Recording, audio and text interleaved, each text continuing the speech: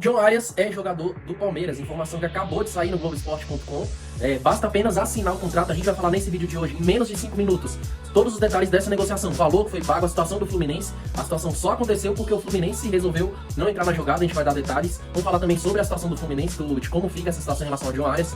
Quero comentar também como que o John Arias pode jogar no Palmeiras. O Palmeiras ainda tem Paulinho para começar esse ano, não deve jogar no primeiro semestre, mas a gente vai se aprofundar nas situações daqui a pouco. Em menos de 5 minutos você vai ficar sabendo de tudo que rolou nessa negociação de Palmeiras e John Arias. Antes, quero te pedir uma ajuda para me ajudar a chegar a 200 inscritos. Faltam apenas 3, então cada inscrição pode ser pouco para você, mas para mim vai ajudar demais. Nosso canal tem menos de um mês e a gente já tá batendo 200 inscritos, então tá tendo um feedback muito positivo da galera. Então, bora lá. Se gostou também, deixa o like, beleza? Bora lá. É o seguinte, Palmeiras já contratou John Arias, já é oficial. Não, na verdade não é oficial, né? Mas tá apenas a detalhes de se tornar oficial. Informação do Globo.com, né? Do Globoesporte.com.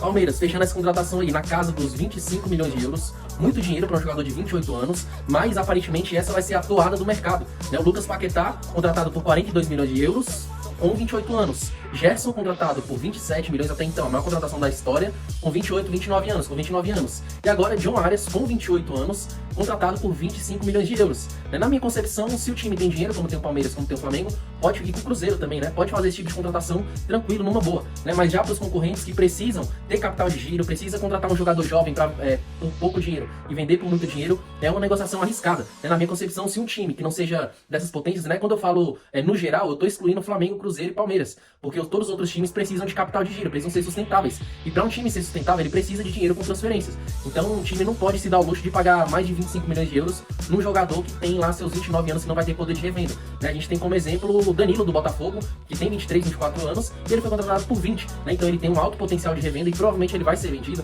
né? O Palmeiras estava até interessado, o Nottingham Forest estava interessado em contratar ele novamente. Então, para clubes que ainda estão se organizando, que não estão estruturados como esses três que eu mencionei, realmente precisa contratar jogadores que tenham alto poder de revenda, né? Alto potencial de revenda. Então, é muito interessante essa contratação do Palmeiras. John Arias é um craque de bola, ele saiu daqui como, na minha concepção, como o melhor jogador da América.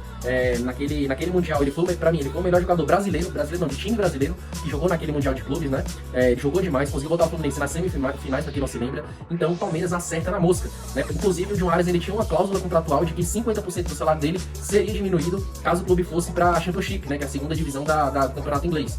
Então ele não tinha outra opção, ele tinha que voltar, tinha que ir pro Palmeiras, além do que ele quer jogar a Copa do Mundo, ele vai jogar a Copa do Mundo, né? Ele é um dos titulares da seleção da Colômbia, a seleção da Colômbia que tá ajeitadinha, ele é um dos titulares, então ele precisa ter minutagem, né? Uma coisa que ele não tinha lá no Wolverhampton. Então ele precisa ter minutagem e ele vai jogar no Palmeiras. Agora eu tô curioso pra saber como o Abel vai encaixar ele. A princípio eu acho que não tem muito mistério, ele deve jogar pela ponta esquerda, enquanto o Paulinho não tá jogando, não que o Paulinho seja mais jogador que ele, mas